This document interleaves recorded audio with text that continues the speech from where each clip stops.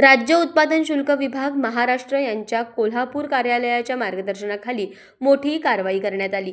माननीय आयुक्त डॉक्टर राजेश देशमुख, सहआयुक्त प्रसाद सुर्वे, विभागीय उपायुक्त विजय चिंचाळकर, अधीक्षक स्नेहलता नरवले व उपअधीक्षक युवराज शिंदे यांच्या मार्गदर्शनाखाली दिनांक 25 फेब्रुवारी 2026 रोजी निरीक्षक के.बी. बिरालदार, शाहूवाडी व त्यांच्या पथकाने देवळे, तालुका पन्हाळा येथे छापा टाकला। कारवाई दरम्यान किया सेल्टॉस MH10 DV 3001 या वाहनातून मॅकडॉल नंबर 1 व्हिस्कीच्या 8 बॉक्समधील 383 बाटल्या जप्त करण्यात आल्या। या गुन्ह्यात 3 आरोपींना अटक करण्यात आली आहे। चौकशीत सांगली येथील पीडिया यांच्या बंद गोडाऊनवर छापा टाकून आणखी 100 बॉक्समधील 4800 बाटल्या जप्त करण्यात आल्या।